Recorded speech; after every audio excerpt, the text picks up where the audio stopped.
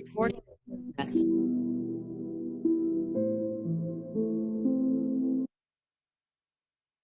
ئەو کاتتان باش بەڕێزان خۆشحاڵین لە ساڵێکی تر لە ساڵەکێ بەردەوامەکانی ئەکادیمیای مێگامایند پلس بۆ پەروەردە و ڕاهێنان و ڕاوێژکاری پێتان دەگەینەوە لە شەوانی شەممە وەک دەزانن لە زنجیرە وێبینارەکانی شەوانی شەممەی ئەکادیمیا هەرجارەی تەوەرێک هەڵدەبژێرین کە پەیوەست بێ بە یان پەروەردە یان وانەوتنەوە ڕاهێنان ڕاوێژکاری بە شێوەیەکی گشتی. ئەم جارە 68مین چاڵەچیە لەو زنجیرەیە. بە خۆشحاڵیەوە بەڕێز پرۆفسۆری یاریدەدەر دکتۆر ساڵح لەگەڵمانە دیسان. ساڵح ئیبراهیم ئەحمەد تەکیدم لە ناوەکەی. بۆ ئەو بابەتە بەڕاستی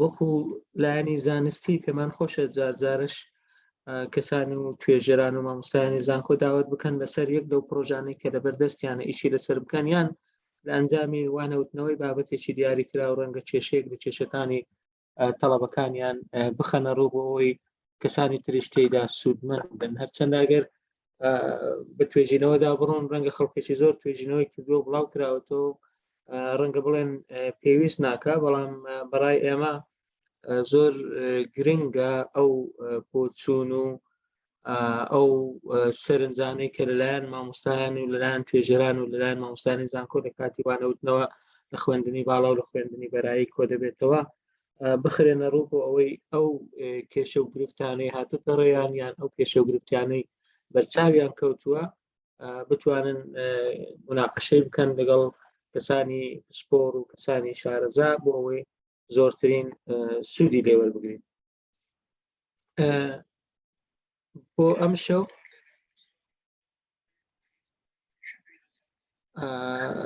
وەک دەزانن چاڵەکیەکانی ئەکادیمیا 90 خولەکە. کاک شەماڵ ئەگەر لینکی لایڤی فەیسبوکەکە لە چاتی دابنەی بۆ ئەی برادران لای خۆیان شێری بکەن زۆر باش دەبێت. لینکی ئەو فەیسبوکە لە ئەکادیمیا مێگامایند هەم پیجمان هەیە هەم با بڵێن ئەکاونت هەیە. ئەگەر غەڵەت نەبم ئێستا بە ڕاستەوخۆ دەگوازرێتەوە لە فەیسبوکیش دەتوانن لای خۆتان شێری بکەن. ئەگەر ئێستا من شێری دەکەم لەگەڵ کۆپی لینک. ئەو ئێستا لینکەکەم کۆپی کرد، ئێستا کاکتۆر ساڵحش دەنێرم ئەو کەسانی دەیانوێت لای خۆیان شێری بکەن یان ناتوانن بەردەوام بن. ئەو ئێستا لە چات بۆکسەکە هەیە لینکەکە بەڕێزان ئەوەی دەیەوێت لای خۆی شێری بکات لە بۆی برادرانی تریش بێبەش نەبن لەو وێبینارە. وەک دەزانن 90 خولەکە عادەتەن نیوەی کاتەکە بۆ سەکەری سەرەکی بەجێ دێڵین، نیوەکەی تر زیاتر بۆ مناقەشە و پرسیار و سەرنج دەبێت. ئێوەی بەڕێزش دەتوانن بە سێ شێوە بەشدار بن، یان لە چات بۆکسی ئێرە دەتوانن پرسیارەکانتان بنووسن و ئێمە ئاراستەی دەکەین، یان لە لایڤی فەیسبوک دەتوانن کۆمنت بنووسن ئێمە دەیگوازینەوە برادران بۆ ئێرە، یان لە کۆتایی خۆت دەستت بەرز دەکەیەوە ڕێگەت پێ دەدەین جەنابیشت ڕاستەوخۆ تێیدا بەشداری بکەین. بۆ ئەمڕۆ کاکتۆر ساڵح باسی وەکو دەڵێ دیاردەیەک دەکات لە زمانەوانی هەم لە کوردی و هەم لە ئینگلیزی کە پێی دەڵێن هێد پۆزیشن، واتە شوێنی سەرایان ئەو وشەی سەرەکی لە ناو فرێزەکان لە ناو گرەیەکان. ئەوە یەکێکە لە پەرامیتەرەکان خۆی تیۆری پرینسیپلز ئەند پەرامیتەرز هەیە، بەڵام ئەوە پەرامیتەرێکە کە ڕەنگە لە زمانێک بۆ زمانێک جیاواز بێ، تێڕوانینەکانیش جیاوازن، بەڵام ئەو لە تێڕوانینێکی جەنەراتیڤانەوە باسی ئەو مەسەلەیە دەکات. بەڕێزان دەمەوێت ئەوە بڵێن هەندێک جار لە تەرجەمەکردنی چەمکە زانستیەکان چەمکە زمانەوانیەکان ڕەنگە پڕ بە پێستی خۆی وشەکان نەدۆزینەوە بۆ ئەوەی ینی بە کوردیی پارا و دایبڕێژێ. بۆیە پێمان باش بوو لە کاتی تەرجەمەکردنی تایتڵەکە وشەی پەرامیتەر وەکو خۆی بێڵینەوە، وشەی جەنەراتیڤ وەکو خۆی بهێڵینەوە، چکە زۆر جار ڕەنگە بە هەڵا وەرجێڕانی بۆ دەکرێت یان بە هەڵە تێگەیشتنێک ڕوودەدا بۆیە وتمان لەبەرەوەی بابەتێکی زمانەوانی تەواوە بۆیە پێمان باش گوزاراوەکان وەکو خۆی هەندێکیان بهێڵینەوە. کاک دکتۆر ساڵح پێشتر لەگەڵمان بووە ناسیممان بۆ کردووە بەڵام بۆ ئەوانەی کە نایناسن پلەی زانستی پرۆفیسۆری یاریدەدەرە دکتۆر ساڵح ئیبراهیم ئەحمەد لە ئێستادا 17 ساڵ ئەزمموی وانەوتنەوەی هەیە لە بابەتی جۆرا و جۆر. لە ساڵی 2005 بڕوانامەی بەکالۆریوسی لە زانکۆی کۆیە وەرگرتووە. لە ساڵی 2011 بڕوانامەی ماستەری هەر لە زانکۆی کۆیە وەرگرتووە. لە ساڵی 2010 بڕوانامەی دکتۆرای لە زانکۆی سەلاحەدین وەرگرتووە. تا ئێستا 8 پێژنەوەی ئەکادمی و زانستی ئەنجامداوە و بڵاو کردوێتەوە. ساڵانێکی زۆریش وەکو گوتمان وانەی وتۆتەوە. من خۆشحاڵم کە دکتۆر ساڵح لەگەڵمانە و کەسایەتێکە بەڕاستی هەم لە زاری قوتابیەکانی هەم لە زاری مامۆستاکانیشی ئەوەی چاکە لەبارەی ئەو گوتراوە ئینشاڵڵا سەرکەوتوو دەبێت و دڵنیاشم داهاتێکی زۆر ڕۆشن چاوەڕێی دەکا. ئێمە سەرجارێکی تر لەگەڵی لە وەبینارەکان بەشداریمان کردووە بەڕاستی هەم زانیاریەکانی هەم شێوازی خستنە ڕووی بابەتەکانیشی جێی سەرنج و جێی خۆشحاڵیە. بۆیە زۆر سپاسی دەکەین کە دووبارە ئەو کاتێک بۆ ئێمە تەرخان کرد. هیوادارین کاتێکی لەگەڵ ئێوەی بەڕێز بەسەر بێن. کاکتۆر ساڵح هێستا کاتەکە لای من سعات 9 دقەیە. ئەگەر بتوانی لە نێوان 45 بۆ 50 دقەیەک ئەو بابەتەی حازرت کردووە بیخەیە ڕوو دوای ئەوە پرسیاری بەڕێزان وەردەگرین. فەرموو. لای من وێنەکە زۆر باش دیارە، دەنجیش زۆر باشە. ئەگەر ئێستا کۆهۆستیشی دەتوانین سکرینەکەش شێر بکەیت. ئەوە شاشەکەت ڕسمەکی جوانی لە سەرەتەوە زۆر باشە. ئەویش دیارە ئەگەر دەتەوێت بکێ فول سکرینیان هەروە بێلیەوە ئەو خۆت بڕیان لە کێشەمانی زۆر باش. فەرموو کاک. بسم الله الرحمن الرحیم. ببورن خۆشحاڵم کە جارێکتر لە ڕێگەی وێبینارێکەوە بە خزمەت ئارەزومەندانی بواری زمان شاد دەبمەوە و لە ڕێگەی ئەکادیمیای مێگاماین پلسەوە بۆ بە تایبەتی لە ڕێژووی کاک دکتۆر ئیمداد کە مامۆستان بۆ هەمیشە بە مامۆستای خۆشمی دەزانم. خۆشحاڵم کە جارێکتر دێمەوە خزمەتان. مەسەلەی ناونیشانەکە و کاکتۆر باسی کرد حەز دەکەم تۆزێک زیاتر قسە لەسەر بکەم. هەندێک جار هەیە ناتوانین ئێمە دەستەواژەکە خۆی تەرجەمە بکەین، یعنی لە کاتی وەرجێڕاندا دەستەواژەیەک بمانەیە وەری بژێڕین سەر زمانێکی تر ئەگەر دەقا و دەق وشەی هاوتای نەبێت پێم وایە بێت حەقی خۆمان نادەین بە وشەی ناو زمانە ئەساسیەکان زمانی یەکەم وەکو دەڵێن سۆرس لانگوێج. بۆیە هەندێک وشە هەیە ناچاری نوک و خۆی تەرجەمە بینوسینەوە ببورن لەوانە پەرامتر لەگەڵ جێنرەتیڤ. بۆیە لە ئینگلیزیەکەش و لە کوردەکەش بە هەمان شێوە نووسیمانەتەوە و بەکارمان هێناوە. ئەو خاڵ یەکەم. خاڵی دووەم بابەتەکە بەراوردی نێوان ئینگلیزی و کوردە. نمونە ئینگلیزیەکان ئینگلیزی، نمونە کوردیەکان کوردین، بەڵام شیکردنەوەی سلایدەکان بە زمانی کوردیە لەبەرەوەی زۆر لە بەڕێزانێکی ئێستا ڕەنگە ئامادەی وێبینارەکە بن ئینگلیزیەکان باش نەبێت، بۆیە ناچارین بە زمانی کوردی باسی بکەین. تایتڵەکە Head Position Parameter in English and Kurdish a Generative Perspective. طبعا کە دەڵێن Generative Perspective واتە دیدێکی جێنرەتیڤانە چەند مەدرسەیەکی زمانیمان هەیە، چەند مەدرسەیەکی نەحومان هەیە و لە عەرەبیدا دەڵێن، لە ئینگلیزیەکەی خۆمان دەڵێن we have different schools of linguistics or syntax. ئەم سکوڵانە هەریەکان بە جۆرێک لە دیاردەکان دەڕوانن. ئەوەی ئێمە وشە باس دەکەین تەنها لە دیدی جێنرەتیڤەوەیە، واتە حەقمان بەسەر مەدرسەکانی ترەوە نییە فەنکشنەلیزمە کوێ گرامەرە یان هەرچێکەیە. ئێمە تەنها لەو چوارچێوە ئیش دەکەین. ئەمە تایتڵی وێبینارەکەیە. وەکو ئینترۆدەکشنێک یعنی وەکو پێشەکێک کە باسی چی دەکەین لە وێبینارەکەدا، یەکەمیان generative syntax چییە؟ Principles and parameters. Head position parameter, head complement modifier determinant. طبعا دوای ئەوان هەم بە کوردیش باز دەکەین و تەرجەمەشان دەکەین.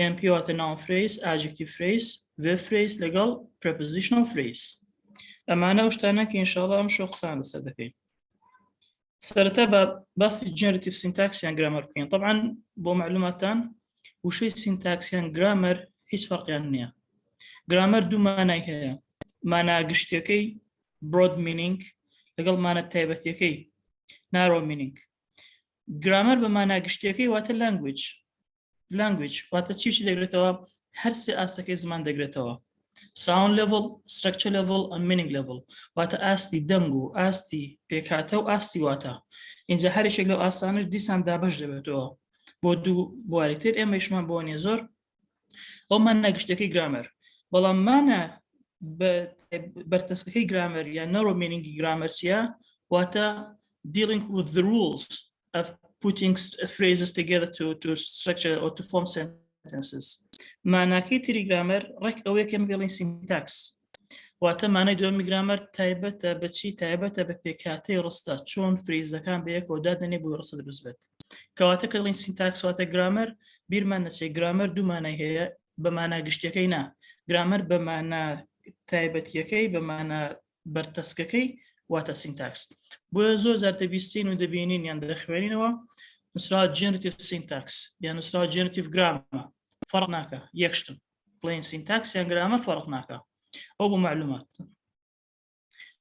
ئەم بیردۆزە یان ئەم جوڵانەوەی زمانەوانی لە بواری syntax لە بواری ڕستەسازی لە ساڵی 1950 دەست پێ کرد emergence واتە سەرهەڵدانەکەی ساڵی 1950 لەلایەن چێوە by the father of modern linguistics Abraham Noam Chomsky born in 1928 till present طبعا لسر المسألة the father of modern linguistics دوو بۆچوون هەیە پێوە Ferdinand de Saussure is the father of modern linguistics هەرشە Chomsky يعني فرق ناکات Saussure بیان Chomsky بێت هەردووچیان زمانەوانی گەورن Saussure لە کۆتایی سەدەی 19 و سەرەتای سەدەی 20 ئیشی کردووە تەمەنی طبعا زۆر نەبوو بەراورد بە Chomsky لە 1920 لەدایک بۆ تا سەش هەر لە ژیاندا و بەرهەمیشی هەیە جگەل لە زمان لە بواری ترشتی نووسینی هەیە بەرحاڵ پێم وا بێت ئێستا ئەگەر تا سەردەمێکیش Saussure وەکو father of modern linguistics ناسرا بێت پێم وا بێت لە نیوەی دووەمی سەدەی 20 دەکرێت بڵێن Chomsky ئەم نازناوەی لەوەرگرتووەتەوە بۆ بەڕای من ئەم نازناوە زیاتر شایەی Chomsky بێت بەرحاڵ ئەوە زۆر ساڵ ناگرێت دەکەوێتە سەر بۆچوونی ئەوانەی کە نووسینەکانی دوو زمانەوانە دەخوێنەوە توێژین لەسەر دەکەن It is consent with the form of sentence constituents طبعا ڕستە پێک دێت لە چەند constituent کەفۆ ئەو constituentانە ئەو پێکهێنەرانە لە ڕستەدا هەم فۆرمیان هەیە هەم فەنکشنیان هەیە و مینینگیان هەیە ئەوەی لێرە جەختی لەسەرێکەوە تەرکیز لەسەرێکێتەوە نە مینینگەکەیەتی نە فەنکشنەکەیەتی تەنها فۆرمەکەیەتی واتە Chomsky زیاتر تەرکیز لەسەر فۆرم لەسەر پێکهاتە لەسەر پێکهاتەی پێکهێنەرەکانی ڕستایە فۆرمی کەنستیتیۆنتەکانی ڕستە واتە adopts a formal approach واتە ئەپرۆچێکی زمانەوانی وەردەگرێتیان بەکاردێنێت formal approach stages of development طبعا قۆناغەکانی گەشەکردنی سەرەتا پێوترا phrase structure grammar PSG واتە phrase structure grammar دواتر ئەو طبعا لە 57 دواتر لە سەرەتای شەستەکان بوو بە standard theory ST واتە standard theory دواتر standard theory extend کرا EST extended standard theory لە کۆتایی شەستەکان اینجا ئەمیش ریڤایز کرایەوە چکە ئەم هەموو گۆڕانکاری لەبەرەوە بۆ کە کەموپڕی لە بیردۆزەکەدا هەبووە ئەم بیردۆزی Chomsky ڕخنەی لە ژیراوە جارەوەش بۆ خۆی ڕخنەی لە بۆچوونی پێشخۆی گرتو و هاتووە ڤێرژنێک تازەتری داناوە REST واتە Revised Extended Standard Theory ئەمان لە ناوەڕاستی هەفتاکان بوو اینجا لە سەرەتای هەشتاکان بە تەحدید لە 1970 GB یان PNP GB واتە Government Binding Theory و پێشی دەوترێت Principles and Parameters Theory هەردوو ناوەکە بەکاردێت لە سەرەتاینەوە دەکان لە 1993 و دواتر لە 1995 بەوردی MP Minimalist Program ئەمە ئاخر ڤێرژنی بیردۆزەکەی بوو هەرچەند لە سەرەتای 2000ەکانیش Phase Theory داهێنا بەڵام Phase Theory دەکرێت بڵێن بەشێکە لە MP لێن پێش خۆی بەشێکە لە جیبی ڕاستی بەرحاڵ کۆمەڵە قۆناغی جیاواز هەیە هەموویان لە ژێر یەک چەتردا کۆ دەکرێنەوە کە پێ دەڵێن چی پێ دەڵێن جنراتیڤ سینتاکس یان جنراتیڤ گرامە تەواوان بیرمان نەچێت دووسێ ناوی تریش هەیە TG یان جنراتیڤ گرامە کامیان بەکاربێنین TGG واتە ترانسفۆرمیشنال جنراتیڤ گرامە TG واتە ترانسفۆرمیشنال گرامە و جنراتیڤ گرامەش ئەوە کێسە باس دەکەین ئەم سێناوە هەرسێکیان بەکاردێن بۆ ئۆبیدۆزە چۆمسکی هەرسێکیان بەڵام لە ئێستادا ڕەنگە TGG بۆ سەردەمێک گونجاو بێت TG بۆ سەردەمێک تر بەڵام لە ئێستادا گونجاوترین ناو بۆ ئەو بیردۆزە چیە جنراتیڤ گرامەرە بۆیە ئێمە وشەی جنراتیڤ گرامەر بەکاردێنین و دەربارەی بیردۆزەکە ئێجا لە بیردۆزەکەدا بین مۆجیوڵێکی ئەو بیردۆزە وەربگرین کە چیە principles and parameters یعنی لە گشتیەوە بۆ تایبەت دەجوڵین ئێمە چکە بابەتەکەی ئێمە چیە head position parameter بەشێکە لە principles and parameters approach بەشێکە لە بیردۆزەکەی چۆمسکی کە بڵێن generative grammar principles and parameters approach syntax in existence in 81 من GBش بدوترێت PPش بدوترێت لە 1970 هاتوتە بوون principles چیە principle rules to set out conditions on grammaticality applicable to all constructions in human language وشەی all highlight کراوە وشەی human language highlight کراوە ئۆڵەکە جگەر لە هایلایتکردن ئیتالیساژ کراوە واتە بەلاریش نووسراوە واتە چییە پرینسیپڵەکان ڕوڵن یاسان کە چی دەکەن setting out conditions on grammaticality واتە چوارچێوەدا دێنێن بۆ بەڕێزمانی بوونی پێکهاتەکان لە چیدا کام پێکهاتانە all constructions هەموویان واتە هەموو پێکهاتەکان لە چیدا in human language کە دەڵێن human language واتە مەبەستمان پێ لە یەک زمان نییە مەبەستمان پێ لە زمانی مرۆڤ لەم سەری دنیا بۆ سەری دنیا لە سین و رووسیا تا دەگاتەوە ئەمریکا لە باکووری گۆزێ و باشوور هەم پێڵێن human language کەواتە principles لە هەموو زمانەکاندا هەیە و لە ناو زمانەکانیشدا هەموو کنسترکشنەکان هەموو پێکاتەکانی زمان پرینسیپڵیان هەیە واتە لەسەر یاسا بنیاتراون شتەکە هەڕەمەکی نییە نمونەیەکی پرینسیپڵ چییە ئەوەی کە ئێمە شە باس دەکەین دەبێت ڕەبتی هەبێت لەگەڵ principles لەگەڵ parameters having a head in phrases of any language phrase لە هەر زمانێکە phrase-مان هەبێت ئەو phrase-ە دەبێت هێدی هەبێت having a head is a principle يعني ما principle ئەمە بنەمایەکە لە هەر زمانێک phrase هەبێت دەبێت هێدیش هەبێت کەواتە having a head بۆ خۆی چییە principle-ەکە ئەی parameter بۆ مەسەلە پارامتر هەدەکە لە کوردی ئەگەر هەندێک کەلیماتی کوردیش لەگەڵی بەکاربێنن خراپ نییە فرێز بەمانای گرێ بە مقابلی گرێ هێدش بەمانای سەرە ینی سەرەی ئەو گرەیە مەبەستمە بوو لە بۆوانەی کە ڕەنگە هەندێک سەری قسە دەکەی ڕەنگە مستەڵەحەکان بکرێتە کوردیش خراپ نییە زارزار زۆر باشە ئێستا هێواشتر قسە دەکەن ئینشاءڵڵا مەدەم وابێت فرێز طبعاً ینی گرە و کارکتۆریش باسی کرد هێد لە دواتر باسی دەکەم مانەکەی شمەرنووسی و لە سلایدەکانی داهاتوو بووە ئێستا زڕاستی زۆر هینم لەسەر نەکەت تەرکیزم لەسەر نەکەت parameters constraining the application of the rules according to their setting in a given language the rules سیرکە وشەی يعني لە دێڕ یەکەم ئاخر وشەی دێڕ یەکەمی پێناسێت parameters rules لەوێ باسمان پێ لەو ڕوڵانەی سەرێکە لە پرینسیپڵ باسمان کرد مانیشێک لە پرینسیپڵەکان پرینسیپڵ واتە ڕوڵ ئەوەیە کە فریز واتە گرێ لە هەر زمانێکدا دەبێت سەری هەبێت باش بەڵام ئایا لە هەموو زمانەکاندا هەمان یاسا تەطبیق دەکرێت بێگومان نەخێر کەواتە چی پێێنێمە لێرە دەبێت ئەم ڕوڵانە چیان لێ برێت constraining واتە سنووردار بکرێن چارچێوەیان بۆ دابنرێت according to their setting بە جواری settingکان in a given language واتە چی لە زمانێکی دیاریکراودا سێکە لە پێناسی principles کە بەڕەنگی سوور هایلایت کراوە دەڵێن human language واتە بەعام قسە دەکەین بەڵام لێرەکانەدا دەڵێن چی لێرە دەڵێن in a given language واتە لە یەک زماندا کەواتە پرینسیپڵەکە ئەوەیە کە لە هەموو زمانەکاندا بوونی هەیە ئەی پارامترەکە تایبەتە بە یەک زمانی تحدیدکراوە چکە هەر زمانێک یاسا و ڕێسای خۆی هەیە کە جیاوازە لە زمانەکانی تر باشە لەسەر وگوتمان نمونەیەکی پرینسیپڵ چی بوو having a head بوو ئەی نمونەی پارامتر نمونەی پارامتر چییە؟ head position in the phrase گوتمان دەبێت لە فرێزەکەدا لە هێدەکەدا لە فرێزەکەدا عفو هێد هەبێت مەرجە بەڵام ئایا هێدەکە لەکوێ بێت هێدەکە لەکوێ بێت ئەو بنەمایەکە هەموو فرێزێک دەبێت هێدی هەبێت هەموو گرێک دەبێت سەری هەبێت زۆر باشە ئەی شوێنەکەی ئایا لە سەرەتای هێدەکە لە فرێزەکە بێ ئایا لە کۆتایی فرێزەکە بێ طبعا دەبێت ئەوەش قسەی لەسەر بکرێت کەواتە شوێنی هێدەکە چییە؟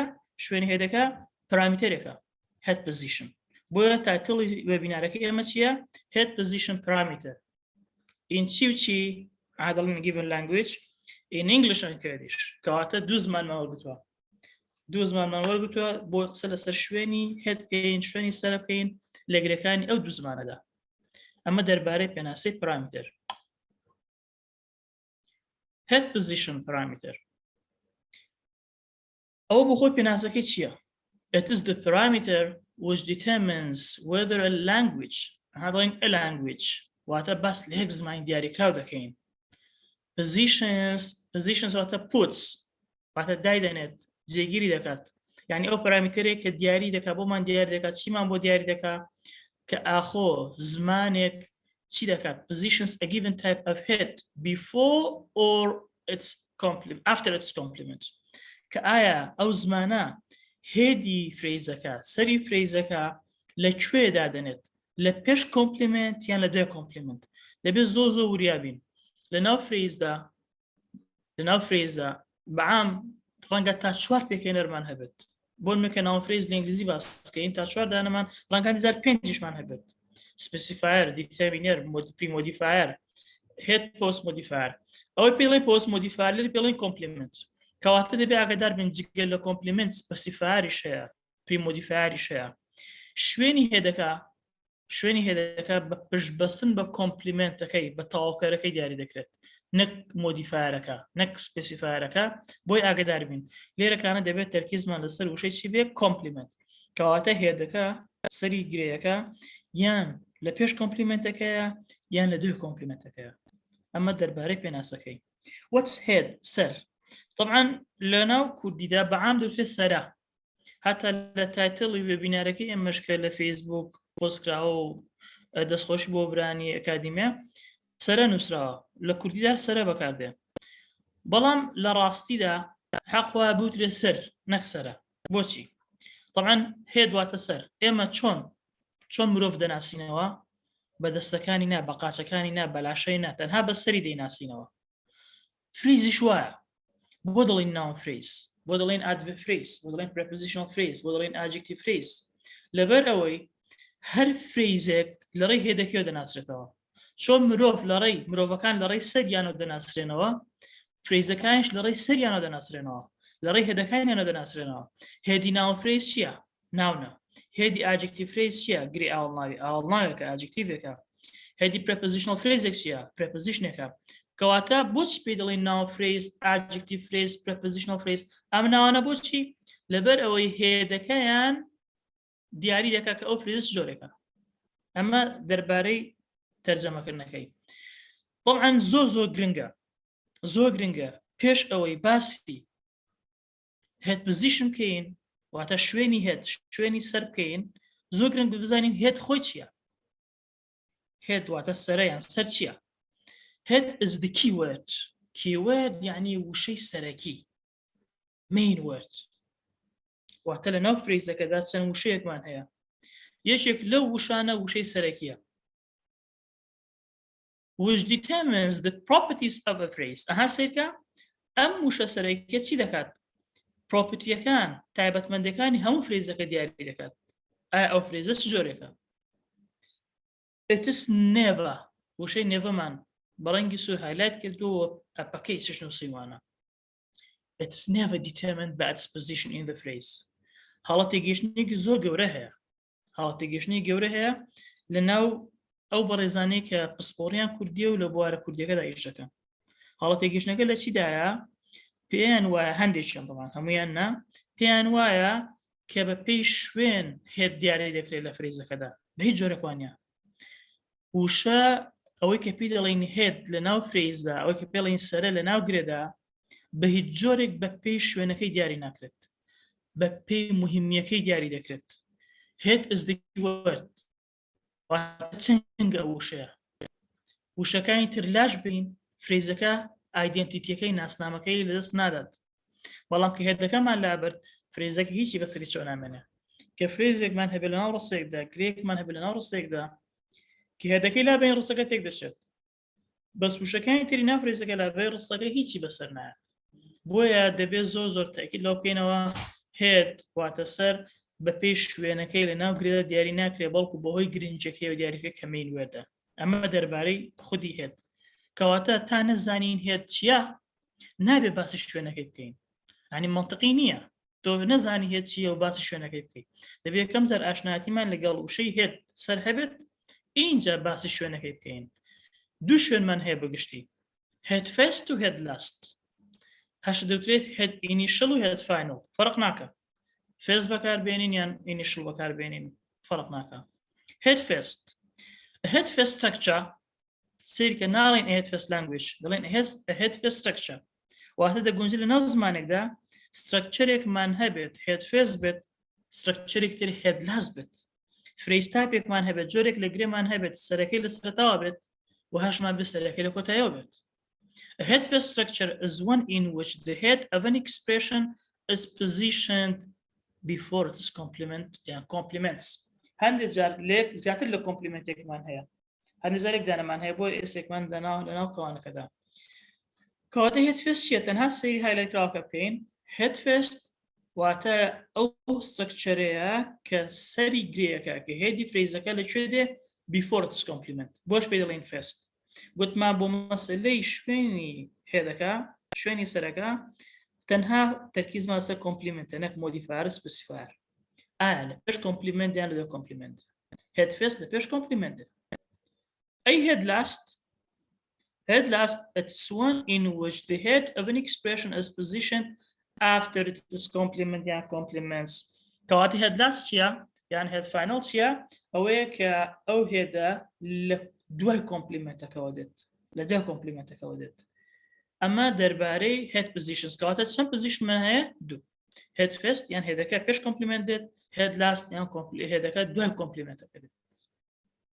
گوتمان بیرمان نەچێت هێدیش واتە وشەی سەرەکی لە ناو گرێەکەدا بە هیچ جۆرێک پشت بە شوێن نابەستین بۆ دیاریکردنی پشت بە ئەرکەکە دەبەستین کام وشێ لە ناو فرێزەکەدا ئەرکی لە هەمویان گەورەتردا وشەی سەرەکیە ئەویان هێدا کۆمەڵێک شتمان هەیە لە ناو فرێز بوونی هەیە ئەوە ئێستا باس دەکەین دیارخەر تەنها لە ناو گرەی ناویدا بوونی هەیە پێناسەکەی چییە it is a word which introduces an NP گوتمان دیارخەر دیتامینەر تەنها و تەنها ڕەبتی بە NP هەیە ناو فرێز لەگەڵ فرێزتر نبینین واتە وشەیەکە کە سمیان بۆ دەکات ئینترودیوسی ناو فرێزێک دەکات هەر کات دیتامینەرێکمان بینی واتە ئەو فرێزە فرێزی ناویە گرەی ناویە مناقەشە هەڵناگرێەوە نمونەمان هەیە لە ئینگلیزی ئەمانە هەمویان نمونەی ناو فرێزن the man my son some books 2 students all the classes both our 2 friends etc نمونەی ترمان زۆرە طبعا ناتوانین لە وێبینارێک باسی هەموو شتێک بکەین تەنها شتە گرنگەکان باز دەکەین و لە هەر لایەنێکیش چەند نمونەیەک the لەو نمونانە وشەی the my some 2 all the both our 2 ئەمانە هەمویان دیتامینەرن ئەی وشەکانی دوای خۆیان چین now the man now son now books now students now classes now friends now چۆن دەزانین بەوێت کلاسەکان بە پاس ئەف سپیشەکان واتە لە کلاسی ناونن ئێمە دەزانین کە لە زماندا ناو هەیە ئاجکتیڤ هەیە واتە ئەڵ ناو ڤێرب هەیە ئادڤێرب هەیە پرەپۆزیشن هەیە زۆر شتن ئەمانە هەمویان ناو کەواتە چۆن بزانین ئەوانە ناو فرێزن گرەی ناوین لەبەر ئەوەی وشەی سەرەکیەی لەم گرەیانەدا ناوە مان ناوە سن ناوە زۆر باشە کەواتەوانە گرەی ناوین بۆ گرەی ناوین چکا کیوێردەکەیان وشە سەرەکیەکان ناوەکە ئەی وشەی پێش ناوەکان چین ئەوانێکە هایلایت کراون هەمویان دیتامینەرن کەواتە دیتامینەر چەند جۆرێکمان هەیە چەند کلاسێکمان هەیە ینی نەکرد چەند جۆرێکیش 7 بۆ 8 پۆل لە دیتامینەرمان هەیە ئەو دیتامینەرانە هەر یەکان دەگەڕێنە بۆ پۆلێک واتە بە ژمارەیان سیچلدانەیەک دەبێت لە ئینگلیزیدا باز دەکەم. طبعا لە کوردیشدا بە هەمان شێوە. ئێستا کە نمونەکانی کوردی سیر بکەین، کوڕێک عەفو کوڕەکە، کوڕێک، کوڕەکەم، هەندێک فێرخواز، هەموو کتێبەکان، دوو مێز، کام کورسی. لێرەش ئەوانەی بە ڕەنگی سپی نووسراون سەری گرەیەکەن، هێدن. ئەوانەی کە هایلایت کراون دیتێمینەرەکانن. سەرکە لە کوردی و ئینگلیز جیاوازەکان چییە؟ لە ئینگلیزیدا دیارخەرەکە دیتێمینەرەکە هەمیشە لە سەرەتاوەیە، هەمیشە. بەڵام لە کوردی مەرز نییە هەمیشە لە سەرەتاوە بێت. بۆ نمونە ڤێ لە کوردی خۆمان دەبێتە ئەکە، ئەو کاتە بە شێوەی کلیتیک، بە شێوەی کلیتیکێک نووساوە بە هێدەکەوە، کوڕەکە ڕەک پێوە نووساوە. یان کوڕێک، ئەبۆی لە کوردی لە ئینگلیزدا ئەبۆی، ئەیەکە لە کوردی خۆمان دەبێت چی؟ هەیەک، کوڕێک، کەواتە کوڕەکە، کوڕێک. لێرەدا ئەکە لەگەڵ یەکەکە چین؟ ئەمانی تێمینێرن. بەڵام لە سەرەتاوە نایان، لە پێش ناوەکەوە نایان، ڕەک دڵکێن بە ناوەکەوە لە دوای ناوە، لە دوای شەوتوان. کوڕەکەم کە سەیری ئێرە بکەین، مایسن، ئەها نمونەی دووەمی ئینگلیزیەکە لەگەڵ نمونەی سێمی کوردیەکە. کە دڵێن مایسن، مایسن چۆن دەکەینە کوردی؟ پێ بڵێن کوڕەکەم. لە مایسن یەک دیتێمینەرمان هەیە، بەڵام لە کوڕەکەم دوو دیتێمینەرمان هەیە. یەکێکیان ئەکە، ئەوە تریان کە ئەندەلاینم کردەوە، ئیتالیسایزم کردووە. بۆ دەبێت لە کای تەرجەمە زۆر وریای مایسن ببین. یەک دیتێمینەر لە ئینگلیزی، بەڵام دوو لە کوردیەکە. هەندێک جار هەیە ئەو ئەکێ بەکار نایە، بەڵام زۆر باو نییە. من دەڵێت کوڕم، دەڵێت کوڕم دەچێتە جامیعە دەخوێنێ بۆ منە. ئەکەڵین کوڕم کەناڵە کوڕەکەم بۆ حاڵەت تایبەتە، ڕەنگە بۆ شانازی پێوەکردن بێ و ڕەنگە بۆتانە لەدانیش بێت. بەهەرحاڵ بەکارهێنانە گشتەکەی کە بڵێن کوڕەکەم، واتە هەردوو دیتێمینەرەکە بەکار بێ. هەندێک فێرخواز، هەندێک لێرەکانە چیە؟ دیتێمینەرە، دیارخەر. هەموو کتێبەکان، هەموو لێرە دیارخەرە. دوو مێز دیارخەرە. کام کورسی، لە کام کورسی بەدڵە هەڵی بژێرە، کام کورسی بەدڵە لەسەری دانیشە. کامەکە لێرە دیتێمینەرە. طبعاً مەسەلەی دیارخەر دیسانەوە جیاوازێک هەیە، ینی نازانم بڵام هەڵەتی گەشتنیان جیاوازی. ئەو بەڕێزانی کە پسپۆڵیان لە کوردی هەیە، دیارخەر بە دیتێمینەر ناڵن، مۆدیفایر بە دیارخەر دادەنێن. بەڕاستە مۆدیفایر شتێکە و دیتێمینەر شتێکە. مانای مۆدیفایر دیارخەر نییە. هەر سەیری وشەی دیتێمین بکەین، دیتێمین، دیتێمینیشن، دیتێمینینگ، هەموویان دیاریکردن، دیاریکردن. ئەی دیتێمینە واتە دیارخەر، دیاری دەخات. کەواتە ئەوەی کە لە کوردی خۆیان پێڵێن دیارخەر، لە ئینگلیزدا هاوتاکەی دیتێمینەرە نەک مۆدیفایر. بەڵام بەداخەوە لەناو کوردیداوا ڕۆیشتووە ئاوەڵناوێک بۆ نمونەکە لەناو گرێکی ناویدا هەبێت، بە ئاوەڵناوەکە دەڵێن دیارخەر، و بە ناوەکەش دەڵێن دیارخراو، کە لە ئەسڵدا دیارخەر نییە، دیارخەر ئەوشانە. مۆدیفایر چییە؟ مۆدیفایر کە بیکەینە باشترین تەرجەمەکردن بۆ مۆدیفایر لە کوردی واتە وەسفکەر. ڕەنگە تۆزێک نامۆ بێ گوشەکە، بەڵام لەوە جوانترمان دەست ناکەوێت بۆ مۆدیفایر، واتە وەسفی ناوەکە دەکات. ناوەکە بۆ خۆی بێتە مۆدیفاید لەو کاتەدا، وەسف دەکرێت. A term, it's a term used to refer to the structural dependence. Structural dependence, structure پێکاتە، depends on پشت پێبەستن. واتە لە ڕووی لەناو structureەکەدا مۆدیفایر ئەو وشەیە کە پشت دەبەستێ بە چی؟ one grammatical unit upon another. یعنی لەناو ناو فرێزێکدا ئێمە مۆدیفایرشمان هەیە، وێدیشمان هەیە. مۆدیفایر ئەوەیە کە لەناو structureەکەدا depending on the head، پشت دەبەستێ سەر چی؟ هێدەکە. ئەم ڕستەی دووەم زۆر گرنگە بۆی بزانین مۆدیفایر چییە. It limits the meaning of the word which it depends. Limit سنورداری چی دەکا؟ واتە نەک بەکارهێنان. واتە بە هیچ جۆرێک مۆدیفایر ناتوانێت بەکارهێنانی وشەکە سنوردار بکە، تەنها ماناکەی سنوردار دەکا. کام وشەیە؟ The word which it depends. ئەم ئەتا بۆ وشەی مۆدیفایر دەگەڕێتەوە. واتە مۆدیفایر واتای ئەو وشەیە سنوردار دەکات کە پشتی پێ دەبەستێت. ئەو وشەیە کە مۆدیفایرەکە پشتی پێ دەبەستێت چییە؟ هێدەکەیە. کەواتە مۆدیفایر مانای هێدەکە چ دەکات؟ سنوردار دەکات، تەنها ماناکەی. ئیشی ئەوەیە، ئەو فانکشنەکەیەتی.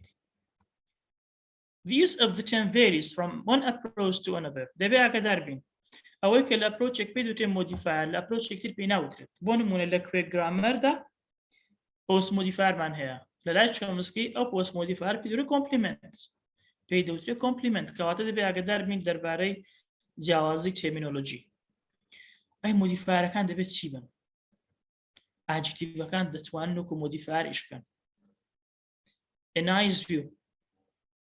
nice view لێرە ئەمە زۆرێکی گرەیە ئەمە ناوفریزە گرێکی ناویە چەند وشەمان هەیە سێ nice view لەم سێ وشەیە کامیان کیوەردە کامیان وشەی سەرەکیە ئەیەکەیە نایسەکەیە یان ڤیۆکەیە نازانین دەبێت تێستی بکەین دەکرێت بڵین ئەنایز بەتەنیا نەخێر ئەی دەکرێت بڵین ئەڤیو باڵێ کەواتە لێرە کامیان وشە سەرەکیەکە بوو کامیان ئەو وشەی کە ناتوانین لای بدەین ڤیۆکەیە ڤیو وشەی سەرەکیە ئاجکتیڤ عەفو نایس ئاجکتیڤەکە ئەڤیو چییە ڤیو ناوە لە ناو فرێزێکدا ناوێک و ئاجکتیڤێکمان هەیە ناوێک و ئاڵناوێکمان هەیە کەواتە ئەم گرەیە یان دەبێت گرەی ناوی بێن دەبێت گرەی ئاڵناوی بێت کامیانە گرەی ناویە بەچی دەزانم چونکە ناوەکە وشەی سەرەکیە ئەی نایسەکە لەوێ چییە نایسەکە لەوێ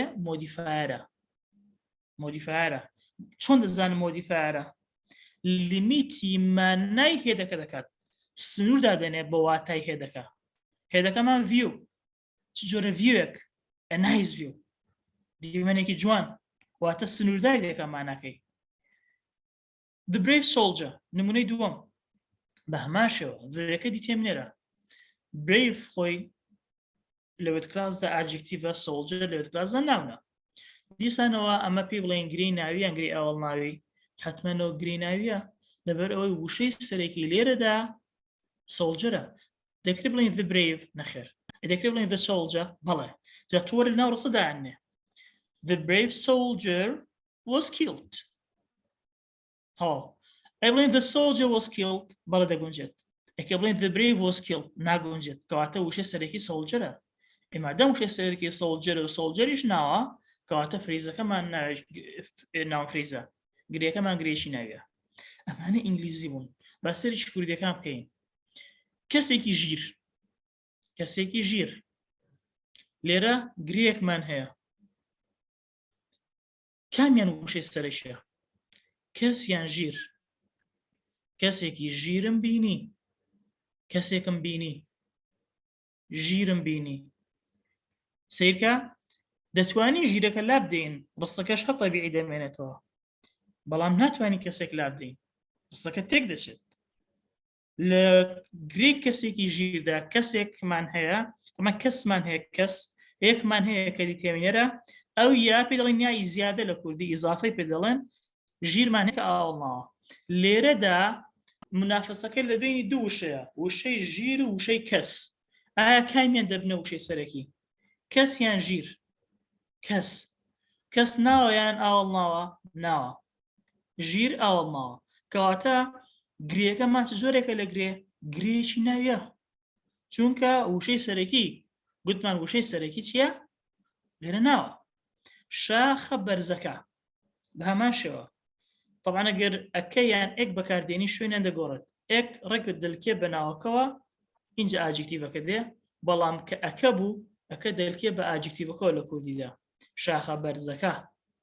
شاخە بەرزەکە لێرە دیسانەوە شاخ ناوە بەرز ئاوەڵ ناوە کامیان وشەی سەرەکیە بە هەمان شێوەی ئەوە نمونەکانی پێشوو شاخ بێت کلاسەکەی چییە ناوە کەواتە و گرێش ناوە لێرەدا دکتۆر ئەوە کە دیار نییە بەشە کوردیەکە دیار نییە نمونونەکان نازانم کلیکت نەکردیە هەر ئینگلیزیەکەی ئەستاوە هاتەوە نامە بەسم هەر لە ڕیزی ئینگلیزیەکەی کارکتۆر نمونونەکان تەواو بەڵێ لە ڕیزی ئەوە لێرە بەرز لەگەڵ شاخ کامیان وشەی سەرەکی گوتمان شاخ وشەی سەرەکیە کەواتە ئەم گرێگرێکی ناویە چیتە دەبێتە مۆدیفایر ناونیش دەبێتە مۆدیفایر دەبێتە وەسفکەر واتە ناو وەسفی نایەکتر دەکە مۆبایل چارجەر دەڵێن مۆبایل چارجەر مۆبایل ناو بخۆی چارجە هەر ناوە دوو ناومان هەیە کەواتە مادەم دوو ناومان هەبێت دڵنیان کە گرێەکەمان گرێکی ناویە بەس ئایا هەردوو ناوەکان وەکو یەک مهمە لەناو گرەیەکە لەناو فرێزەکەدا نەخێر مرۆڤ چەند سەری هەیە یەکسەر فرێزیش یەکسەری هەیە بەڵە دوو ناومان هەیە لەناو فرێزەکە بەڵام تەنها یەشیان هێدە کامیان دەبێتە هێت ئەگەر دوو ناومان هەبوو ئاوا لە ئینگلیزیدا باز دەکەم هەمیشە ناوی دووەم ئەو ناوە سەرەکیەکەیە مۆبایلەکە وەسفی دەکات چاجەر چ جۆرێکی چاجەر مۆبایل چاجەر مۆبایلەکە دەست سنوورداری دەکات تا هەموو چاجەرێکمان مەبەست نییە تەنها هی مۆبایلمان مەبەست نمونە کوردەکە بەرگی کتێب بەرگ ناوە کتێب ناوە باش کەواتە گومانمانێککە گرێەکە مانگرەیەکی ناویە کامیان وشەی سەرەکیە بەرگەکە یان کتێبەکە بابی خێنی ڕستەوە دەڵێن بەرگی کتێبەکە جوانە دەوەرە ئەنجە باوشەکان لابین بەرگەکە جوانە کتێبەکە جوانە ئایا کام ڕستەیە یەکسانە بەڕستە یەکەم ئاسێ ڕستەمان هەیە بەرگی کتێبەکە جوانە بەرگەکە جوانە کتێبەکە جوانە ڕستەی دۆم سێم کامیان هاواتای ڕستە یەکەمە بەرگەکە ئێمە باسی بەرگەکە دەنگێ ڕەنگ کتێبەکە بۆ خۆی زۆر ناشیرن بێت کەواتە لێرە وشەی سەرەکی کامیانە بەرگیان کتێب گومانمان نییە کە وشەی سەرەکی لێرە بەرگە ئەی کتێبەکە چی دەکات کتێبەکە دێت مانای بەرگمان بۆ سنوردار دەکات بەرگی چی بەرگی پشتیا بەرگی کتێبە بەرگی مۆبایلە بەرگی دەفتەرە بەرگی چی بەرگی کتێبەکە کات لێرە کتێب چیە دەبێتە مۆدیفایر دەبێتە وەسفکەر لە کوردی خۆماندا لێرە کتێب دەبێتە دیارخەر لە نمونونەکانی سەرێک کوردیەکان کەسێکی ژیرەکە دەبێتە وەسفکەر بەرز دەبێتە وەسفکەر کتێب دەبێتە وەسفکەر جەماعەتی کوردی ئەو بەڕێزانێک لە کوردی پسپۆریان هەیە دەڵێن دیارخەر لە ڕاستی هەنە دیارخەر نین دیارخەرەکان ئەوانە بوون کە لە سلایدی پێش و باسمان کردن دیارخەر لێرە کەڵەن کەسێکی ژیر ئێک دیارخەرە بۆچی دیارخەرە دەری دەخات کە کەسەکە نەناسراوە کەسێک نازانین لە شاخە بەرزەکە لێرە ئەکە دیارخەرە بۆچی کەڵێن شاخە بەرزەکە واتە ئەو ئەکێ دیاری دەکات دەری دەخات کە مەبەستمان پێ لە کام شاخەیە دوو شاخمان هەیە سێمان هەیە باسی بەرزەکە دەکەین کەواتە دیارخەر ئەوەیە ئاوەڵنا نابێتە دیارخەر ئادڤێربیش دەکرێت مۆدیفایر بێت بەڵام چۆن ئادڤێرب دەتوانێت مۆدیفایری ئادڤێربێکی تر بێت یان مۆدیفایری ئاجکتیڤێک بێت چۆن very clever لێرە ئاجکتیڤە very لێرە ئادڤێربە ئەم ئادڤێربە مۆدیفایری کلێڤەرە ئەگەڵین very cleverly ئێڵوایەک لە ناکەوانەدا ئەم ئێڵوە کلێڤەلی ئاوڵناوە کەواتە very کە خۆی ئادڤێربە دەکرێت مۆدیفایری ئاجکتیڤێک بێت و مۆدیفایری ئادڤێربێکیش بێت زۆر جوان لە کوردیدا یان زۆر بە جوانی جوان بۆ خۆی چیە ئاوڵناوە ئەی بە جوانی ئاڵ فەرمانە زۆر لێرەکانە دەبێتە چی دەبێتە مۆدیفایری وشەی جوان واتە وەسفکەری وشەی جوان سنوورداری دەکات زۆر یان زۆر بە جوانی کەواتە جۆرێکتر لە مۆدیفایر چی ئادڤێربە لەناو کارەکە نووسیمانە سیمانتیکلی known as intensifiers ئادڤێربەکان لە ڕووی سیمانتیکە لە ڕووی واتاوە بە ئینتەنسیفایریش دەناسرێن و ناوێن دەهێنرێت بۆ معلوماتی گشتی کۆمپلیمنت چییە کۆمپلیمنت واتە تەواوکەر ورن it is an expression which is directly matched with a head word گوتمان شوێنی هێد بە پێی چی دیاری دەکرێت بە پێی دیتەمینەر نەخێر بە پێی مۆدیفایر نەخێر ئەی بە پێی چی بە پێی کۆمپلیمنتەکە بۆیە لە پێناسەکەدا دەڵێن چی دەڵێن directly matched with a head word ڕاستەوخۆ مێرج دەبێت تێکەڵ دەبێت لەگەڵ چی لەگەڵ وشەی سەرەکی وشەی سەر لە ناو گرێەکەدا thereby projecting that into a larger structure of essentially the same kind کە بۆ خۆی چی دەکات پروجێکتی دەکات پروجێکتی هێدەکە دەکاتە هێدەکە چۆن دڵی لە کوردی خۆمان بۆ پروجێکتە نازانم چۆن تەرجەمەکەم بە کوردی واتە گرێەکە هەنگاو بە هەنگاو گەورەتر دەکات گەورەتری دەکاتەوە تا هێدێک بەبێ کۆمپلیمنت فرێزێک بەبێ کۆمپلیمنت دەکرێت هەمان بێت طبعا بەس هێ دەکەوێت ئەو فریزە کە کۆمپلیمنتمان بۆ زیاکرد ئەو فریزەر و خۆی دەمێنێتەوە بە هەمان زۆر بەڵام گەورەتر دەبێت پرۆجێکت دەبێت ئەمە پێناسەی کۆمپلیمنت.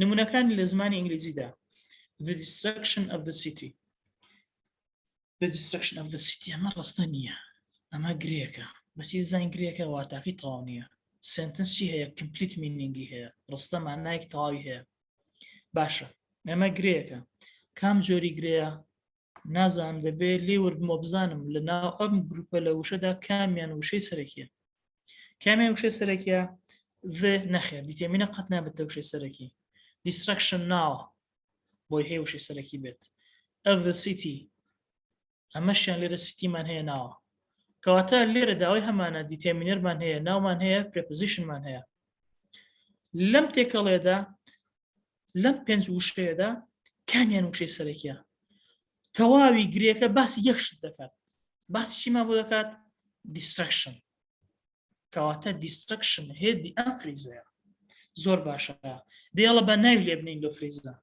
ئەم فرێز دەبێت ناوی چی بێت مادام دیسترکشن سەرەتی هێدیەتی هێدی ئەو فریزەیە کەواتە دەبێت فریزەکە بە ناوی دیسترکشن ناو بنێین دیسترکشن هەمووان دەزانین چییە ناوە کەواتە ئەم گرێگرێکی ناویە ناو فریزە باشە ئەوەی بەڕەنگی سوور هایلای کراوە چییە دەبێتە کۆمپلیمنتی هێدەکە destruction of the city کەواتە ئەم ناو فریزە لێرە هێدەکەی لە سەرەتا لە کۆتاییە لە سەرەتا وریا بەکەڵێن لە سەرەتا حساب و تێمینەرەکە ناکەین هەر کات هێد پێش کۆمپلیمنت هات کەواتە هێد فێستە هێد دوای کۆمپلیمنت هات هێد لاستە College of Languages بە هەمان شێوە طبعا لە تەرجەمەکردنی ئێمەش دەبێت ئاگادار بین بڵێن کۆلێژی زمان ناڵێن کۆلێژی زمانەکانیان کۆلێژی زمانان لە کوردی خۆماندا کۆلیج ناوە languages ناوە بەڵام ئەم languages بۆ هۆی ئەوەی کە prepositionێکی لێ پێشە ئۆتۆماتیکی دەبێتە prepositional phrase ئەوەی کە بە سوور هایلایت کراوە ئەم prepositional phrases ئەرکەکەی چییە کۆمپلیمنتی کۆلیجە eating an apple ئەمان vێ فرێزە vێ فرێزە eat an apple ئیتەکە دیسانەوە لە سەرەتاوە هاتووە an apple چییە کۆمپلیمنتە لە دوای هاتووە on the plane prepositional phrase هێدەکەی کامەیە on the plane چییە دەبێتە کۆمپلیمنتی on لێرە ئاماژە بەیەک خاڵ دەکەین تاوان دواتر باسییان دەکەین بێک on the plane prepositional phrase هەر کاتێک prepositional phraseمان هەبوو سەرەتا بە prepositionێک دەست پێ دەکات ڕەنگە زەر مۆدیفایریش لەگەڵا بێ دوای prepositionەکە ناونێک دێت ناو فرێزێک دێت بەڵام هەرگیز ناو فرێزەکە یان ناونەکە نابێتە هێت بەڵێ on the plane بابیر لێکوێنە on the plane چی طبعا مانای لەسەر تارە نایە ئەگەداری ئەوەش بین لە تەرجەمەی کوردیدا دەڵێن لە ناو تارەکە لە ناو فڕۆکەکە ئاگادار بین کەواتە on the plane لە کوردی واتە لە ناو فڕۆکەکە لە ناو فڕۆکەکە باشە لەسەر فڕۆکار ناوێنێ لە ناو فڕۆکەکەدا تەرکیزمان لە چییە لە خودی فڕۆکەکە یان لە شوێنێک لە ناو فڕۆکەکەدا یان لە بەشێکی فڕۆکەکە شوێنێکی فڕۆکە بەشێکی فڕۆکە کە لە ناویدا بۆ لێرە وشی سەرەکی چیە ئۆنە بەرحاڵ کات prepositional phrase-ێکمان هەبوو یان preposition-ێکمان بینی ئەوەی دوای خۆی لەگەڵ preposition-ەکە دێتە prepositional phrase و هێدەکەش preposition-ەکەیە proud of you بە هەمان شێوە ئەمە adjective phrase بەچی دەزانم adjective phrase proud مان هەیە adjective you مان هەیە noun pronoun بەڵام وەکو noun ئیش دەکات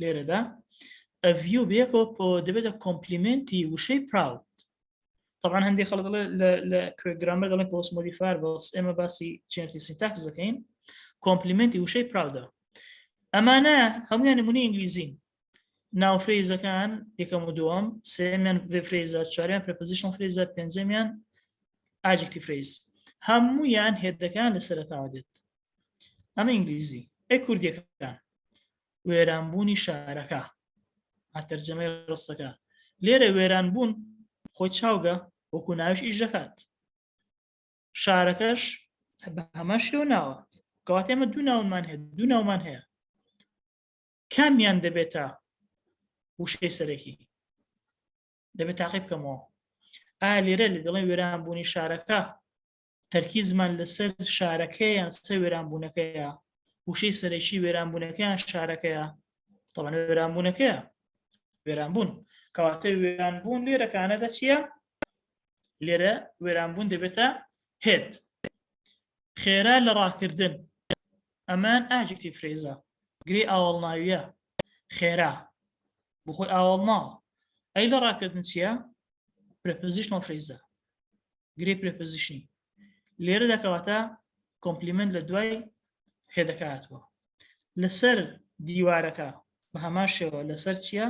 پرپۆزیشنێکە ئەی دیوارەکە بخۆی ناوم فرێزەکە لە دوای پرپۆزیشنەکە هاتووە کەواتە لەم سێ نمونەیەدا وێرانبوونی شارەکە ناو فرێز خێرە لە ڕاکردن ئاجکتی فرێز گرێ ئاوەڵناوی لەسەر دیوارەکە پرپۆزیشنەڵ فرێز لە هەرچێکیاندا سەرەی گرێەکە لە سەرەتا هاتووە بەڵام لە سێ خواردن لێرە وشەی سەرەکیە هێدەکەیە طبعا بیرمان نەچێت VP vێ فرێز تەنها لە ناوڕستە مامەڵی لەگەڵ دەکرێت کەڵێ من سێوەکەم خوارد من سێوەکەم خوارد باشە من لێرە بکارەکەیە VPەکە پێک دی لە ڤێرب و ئۆبجێکتەکەی ئۆبجێکتی ڤێربەکە چییە؟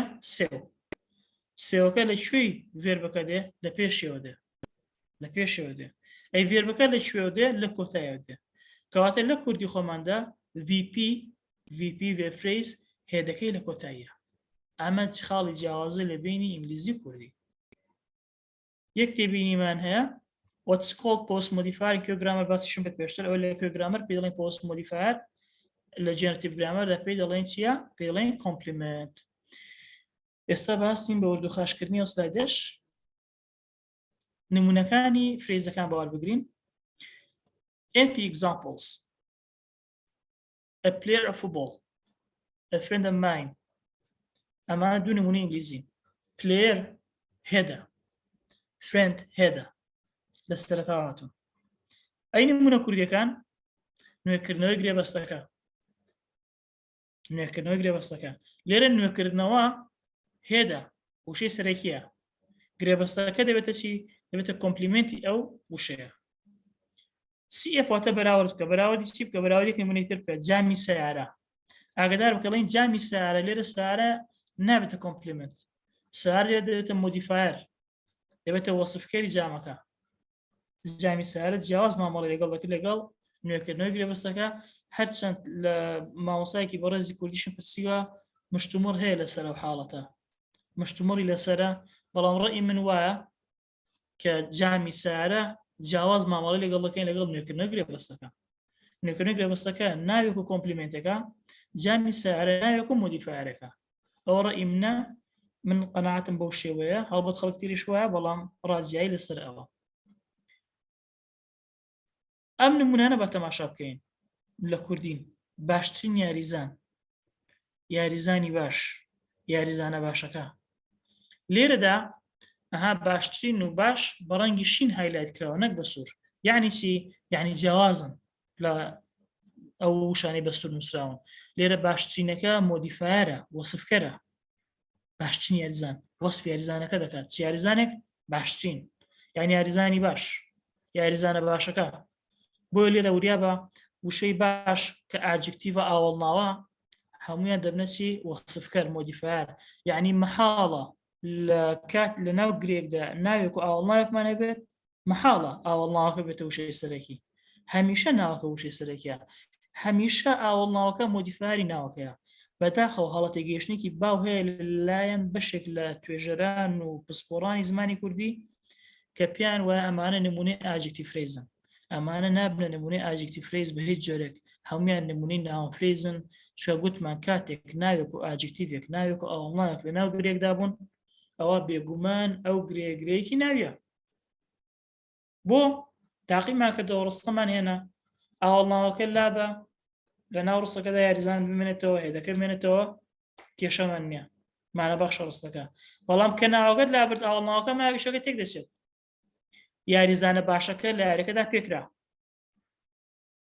یاریزانەکە لە یاریەکەدا پێکرا دروستە باشەکەم لابرد ئەگەڵم باشەکە لە یاریەکەدا پێکرا نەخێر نازانین ڕستەکە تێک دەچێت کەواتە لێرەدا هەر کات ناو ئاوەڵناو هەبوو وشەی سەرەکی ناوەکەیە نەک ئاوەڵناوەکە دەبێت ئاگداری حاڵەتە بین. کەواتە ینی پوختەی ئەم سلایدە CKNP زۆتە Central Kurdish NP زۆتە ناوە فرێزەکان گرێیەکانی ناو زمانی کوردی CKواتە Central Kurdish کوردی ناوەڕاست طبعاً ئەم باسی کوردی ناوەڕاست دەکەین like English NPs وەکو ناو فرێزی ئینگلیزی Headfirst. کەواتە دەرەنجامی ئەم سلایدە ئەوەیە کە ناو فرێز لە ئینگلیزی لە کوردیدا سەرەکەی لە سەرەتاوەیە لە سەرەتاوەیە لە پێش بەستن بۆ نمونانەی ئەمان بوو. Adjective phrase examples. Happy to see you. Afraid of darkness. هەچ نمونەیەکی ترکە دێنی. لێرە happyەکە وشەی سەرەکیە. Afraid وشەی سەرەکیە لە نمونەی دووەمدا. کەواتە مادام ئەوانە وشەی سەرەکین تەواوی گرێیەکەش بەهۆی ئەم وشە سەرەکیەوە ناو دەنێم وێت کلاسیان چییە؟ گروپی وشەکانیان چییە؟ Adjective. کەواتە ئەمانە adjective phrase. خێرا لە ڕاکردن، ئازا لە قسەکردن. ئەمانە گرێ ئاوەڵناوین adjective phrase. وشەی سەرەکی لێرە خێرایە. لە چی؟ ینی لە ڕاکردن چۆنە؟ خێرایە. لە قسەکردن چۆنە؟ ئازایە. واتە وشە سەرەکی لێرە خێرا لەگەڵ ئازا. ئەی خێرا و ئازا وێت کلاسیان چیە؟ زۆرێکن adjectiveن. کەواتە فرێزەکانیشان adjective phrase. باشە. adjective phrase لەبەرەوەی وشەی سەرەکییاندا adjectiveەکە. ئەی adjectiveەکە لەکوێ هاتووە؟ لە سەرەتاوە. ئەی لە ڕاکردن و لە قسەکردن چین؟ کۆمپلیمنتن. کەواتە هێدەکە لەکوێیە؟ هێدەکە لە سەرەتایە وەکو ئینگلیزیەکە. کەواتە adjective phrase is also headfirst in both languages. لە هەردوو زمانەکەدا adjective phrase هەر headfirstە. VP examples. بینە سەر نمونەی the phrase. گوتمان بیرمان نەچێ the phrase تەنها لە ناو ڕستەدا تەعامل لەگەڵ دەکرێت. لە ناو ڕستەدا. I ate an apple. و ئاکە بکەرە ate an apple. ate verba. ئەم verba کۆمپلیمنتەکەی چییە؟ an apple. طبعا پێدەوتێ object landing approach پێدەوتێ object بەڵام لا چۆمسکی وشەی object بەکار نایە وشەی کۆمپلیمنت بەکاردێن. کەواتە کۆمپلیمنتەکە لە ئینگلیزیدا کۆمپلیمنت یان ئەوەی کە بەعام پێ دەڵێن object لەکوێ verb دێت. یعنی کە لە خوێندکاریشی ئامادەی بپرسی کە تۆز ئینگلیزیەکەی باش بێت دەڵێ لە دوای verبەکە دێت. کەواتە verb phrase لە ئینگلیزیدا هێدەکەی لە سەرەتایە. کۆمپلیمنتەکەی واتە objectەکەشی بە دوای دێت. They repeat the machine. ئەوان چیان کرد؟ ئامێرەکان چاکردەوە بە هەمان شێوە repeat verبەکەیە the machine کۆمپلیمنتەکەیەتی. کەواتە لە ئینگلیزیدا the phrase هێدەکەی لە سەرەتایە. نانم خوارد. با باسی کوردیەکە بکەین. ئەوم بە ڕەنگی ڕەش نووسراوە بکەرە. بکەرەکان بە ڕەنگی ڕەش نووسراوە. نانم خوارد. واتە چی نانی خوارد من؟ ئەو میمە جێناوی لەکاو بۆ من دەگەڕێتەوە بکەر. ئەی نان چییە؟ ئەوەیە کە لە کوردی خۆم پێڵین بەرکار یان لە ئینگلیزی باوەکە پێڵێن object کە لە ناو generative grammar پێ دەڵێن complement. لێرە complement لەکوێی خوارد هات؟ خوارد verبەکەی وانە لەکوێی خوارد هات؟ ئایا لە پێشەوە هاتێن لە دوای هات؟ سیرکە لە پێشەوە هاتووە. کەواتە خوارد هێدا. هێدی فرێزەکەیە سەری گرێ کردارێکەیە گرێکارێکەیە. لەکوێ هاتووە؟ لە کۆتاییەوە. نامەکەم نارد بە هەمان شێوە. ببورن لێرەکانە دەبووە کێکە و ئەکەش بە ڕەنگی سوور بووە تەنها میمەکە ڕەش بووە من دا لێبوردن دەکەم. چێ نامەکەی نارد؟ من.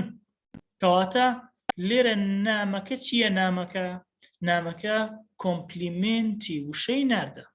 کەواتە ناردنی نامەکە بە یەکەوەکەوە وەربگرین کامیان وشەی سەرە چییە؟ ناردنەکە. نارد لەکوێی کۆمپلیمنتەکە هاتووە؟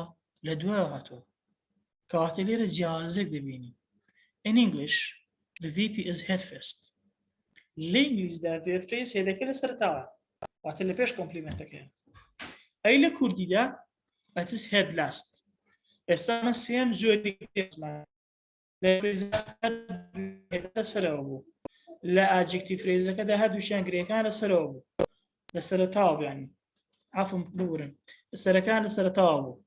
یعنی لە ناوفرێزی کوردی و ئینگلیزی لە adjective phrase ئینگلیزی کوردی سەرە لە سەرەتاوە دەهات. ئەی لە فرێزدا سەرەی لە ئینگلیزیەکەدا سەرە لە سەرەتاوە دێ لە کوردیەکەدا سەرە لە کۆتاییەوە دێ. PP examples نمونەکانی prepositional phrase on the table كدلين on the table over the building under the carpet right through the window أمانة كمالك نموني prepositional phrase يكم مشا on over and أواني برش مسراون preposition أواني بس مسراون complement لنا prepositional phrase كذا لا pre English ده لا إنجليز ده prepositional phrase بهمان شوي سيجوري phrase كتير سركي لسرتا عادي أو يا أخي رايتك برانجي شين نسرا أما pre-modifier modifier now prepositional phrase كيا كواتا right pre-modifier through prepositional phrase كيا preposition كيا بورن the window complement كياتي أي نمونة كردية كان لسر ميزكا لنيوان دوباخ كده بهيمني أمانة همويا نموني prepositional phrase preposition كان لشو هاتوا لسرتاو هاتوا preposition كان لسرتاو هاتوا ليرا ودقينا وانزامي كشي PP prepositional phrase in both languages is head first هذا كي لسرتاو هاتوا كواتا يما تشوار جوري جريمان هيا طبعا بس adverb phrase ناكين لبرو adverb phrase بوخوي چون دلين وچي adjective phrase أو بو adjective phrase دلين بو adverb phrase راستا structure نوكو يكا تنها لفانكشن جوازن structure وتا form إماش أوشو فوكس ما بس form بوا وي بس adverb phrase ناكين تنها مشوارا noun phrase غري ناوي VP غري كرداري adjective phrase غري أول ناوي prepositional phrase غري preposition كلا كلشة preposition بكارده لا noun phrase NP و VP و adjective phrase لمس عفوا لا prepositional phrase و noun phrase و adjective phrase لمس جورا إنجليزي كردي فرق يعني هذاك سركل سرتاده تنها جوازي لبين إنجليزي كردي لVP ده لكردي خماندا VP كا الهدي VP كا لكوتايا الإنجليزي هدي VP كا لا سرتا أو يتزور المرجع اللي بكم مثلاً ناو فريزة كا لكردي خماندا كناو فريزش بهماش يوا سركي لسرتا بكيوني منك هم بو. Thank you. سپاس بو ايوا. Now a question and answer session. ببورن که رنگازیات لك. دست خوش دكتور دست خوش. نه كاتك باش بو. زانیم كمالو أنا مش قطعت كم دست تشاور خوش براستي. زانياري زور وردو باشت خسترو وتابتي شوازك يعني شوازك هم كسيك رنگا باساني تيبقى. برزان استا دتوان ايوش سرنجو برسيارو تبيني كانتان بخنرو من يقدر برسيار له خيالهم هبو رنگا عندك لدروي بلام هر باسی ئەوەمان کرد کە هەموو فرێزێک دەبی هەیە دەچی هەبێ بەڵام دیاردەکێ لە زمانەوانەی پێی دەڵێن headless units یان headless constructions شتێک هەیە کە هیچ پێکاتێکی زمانی هەیە با بڵێن داڕشتەکی زمانی هەبێ کە هێدی نەبی یان عکسی ئەوە دوو هێدی هەبی لە هەمان کاتدا double headedness یان dual headedness ئەو دوو پرسیارە هەبوو ئەگەر بتوانین تعریقی لەسەر بدەیت زۆر باشە شتی تر هەیە مەسەلەی پرۆزۆدیک هێد هەیە ئەوەی کە زیاتر باز بە سێڵەبڵەکان دەکات لە کوێی سێڵەبڵەکان دەست پێ دەکاوانە بەڵام ئەس دەکەم لەو سێشنە ڕەنگە پێویست نەکا بچینە ناو وردەکاری زیاتر بەڕێزان ئەگەر کەسێک پرسیاری هەیە دەوێت بەشداری بکات دەتوانن دەستان بەرزکەنەوە قسەی خۆتان بکەن دەزانم مەسەلەی هێدنێس یان مەسەلەی با بڵێن خاستن جەنەرەتیڤ ئەندەگرازیایی تێدا هەیە هەندێک پێداچوونەوە هەبووە بابەتێکی ڕەنگە نەتوانی بە سێشنێکی یەک سەعاتی باسی هەموو شتەکانی بکەی هەموو تەوەرەکانی بکەی ئەکید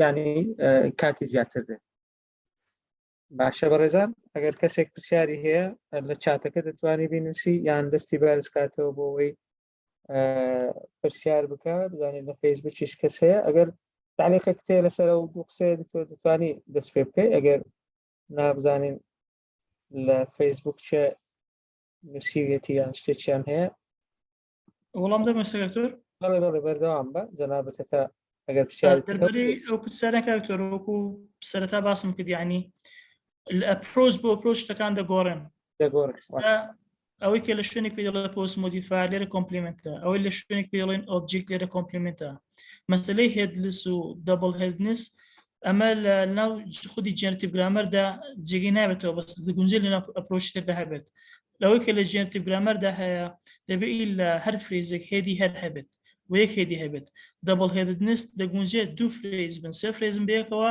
لە نێک سترەکچەردا بەڵام ئەوەی کە تا ئەسا من زانیومە لە مەسەلەی جنراتیڤ گرامەردا یەک هێدمان هەیە و هەموو فرێزێکیش بە هێدی هەبێت نمونە هەبێستا دەتوانین زیاتر لەسەر نمونەکە قسە بکەین بەڵێ بەڵێ ئێستا نمونەیەک دکتۆر نمونەیەک بۆ نمونە کە دەڵێ John and Frank have arrived. John and Frank have arrived.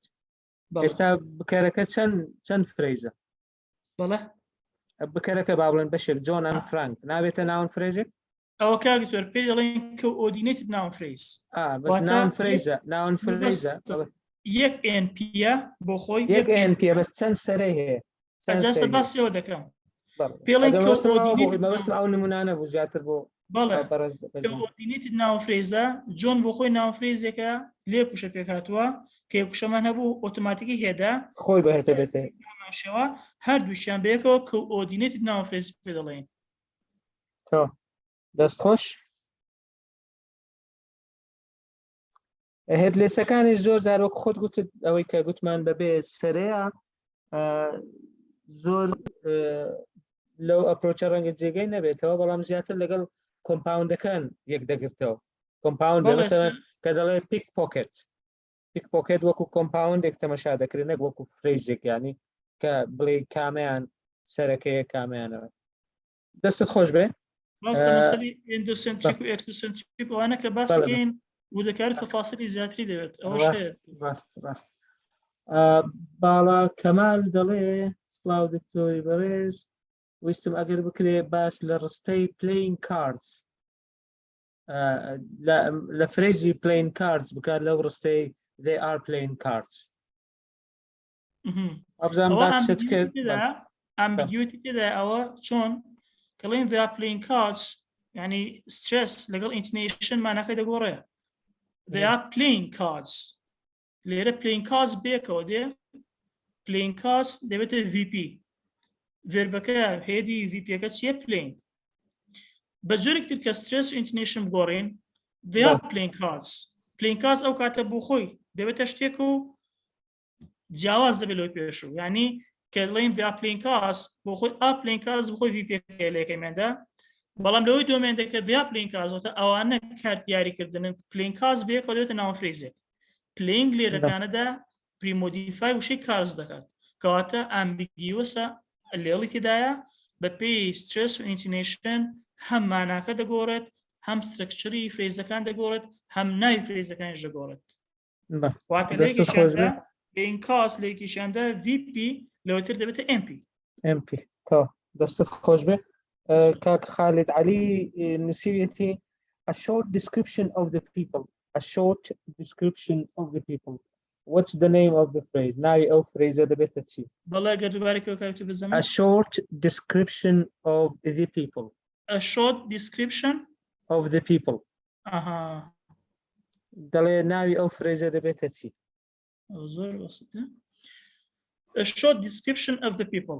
لێرەدا وشەی سەرەکی چەند وشەمان هەیە؟ A short description of the people. شەش وشەمان هەیە بە هەردوو جۆری وشەوە بە لێکسیکڵ و فەنکشنەوە. وشەی سەرەکی لێرەکاندا دیسکریپشنە. چۆن دیسکریپشنە؟ هەر هەموو وشەکان بەیەکەوە ئەو کۆمەڵە وشەی بەیەکەوە دڵێکیان سەرێکیان هەیە سەرەکەی وشەی دیسکریپشنە فۆکەسەکە تەرکیزەکەمان لەسەر دیسکریپشنە. چۆن شی دەکەینەوە؟ ئەکە دەبێتە دیتێمینەر، شۆرتەکە دەبێتە پریمۆدیفایر، دیسکریپشنەکە دەبێتە هێد، of the people دەبێتە کۆمپلیمنت. کەواتە هێدی گرێەکە وشەی دیسکریپشن. ئەی دیسکریپشن وێت کلاسەکە چیە؟ ناونە. کەواتە هەموو فرێزەکە دەبێتە ناو فرێز گرەی ناوی. یادارم بۆم دەستت خۆش زۆر ڕوونە دەست خۆش بێ. پرسیاری ترەوە بزانم نییە کەسی نازم کەس دەستی بەرز کردێتەوە لام دیار نییە کەس دەستی بەرز کردێتەوە. بەڕاستی ئەو بابەتە ڕەنگە هەندێک وردەکاری تری هەبوو خۆت گوتی ئەوەی کە ئیندۆسنتریک ئێکزۆسنتریکەکە بەڵام ڕەنگە پێویست نەبێ ئەوە هەندێک کەس دەستیان بەرز کردێتەوە. کاک ئارام فەرموو ئارام. ئەگەر پرسیارەکان بە کورتی بێ لەبەرەوەی زۆرترین کەس بەشداری بکە کاگارام دەستان خۆش بێ زۆر باشە سڵاو لە دکتۆری بەڕێز سپاس بۆ ئەکادمی میگەماین پلس بۆ ئەو جۆرە وێبینارانە دەستخۆش دکتۆری بەڕێز دەکەم بۆ ئامادەکردنی و بابەتە و بە خێراتی میوانە بەڕێزەکانی ژەکەم دەستی مولای خۆش بێ دکتۆر جان وەڵایی جەنابەت باسی ئەوت کرد کە هەموو فرێزێک دەبێ هێدی هەبێ لەبەرەوەی مرۆڤ بەهێد دەناسرێتەوە ئەی ناتوانین یەک قوسمەگەدی ماوەسارم ئەوە قسەی خۆمە لەیستێک نەبینیوە بەس بۆ ئاسانکاری و بۆ تەشبیهکردنە خۆمەوە بەڵێ دەست خۆش بێ دەزانم دەست خۆش بەشتێکی زۆر باشە بەسمە بەستم ناتوانین وەکو نمونەیەشکەش باسیکەین جگەلێک کە مرۆڤ بەسەر دەناسرێتەوە ئێمە چۆن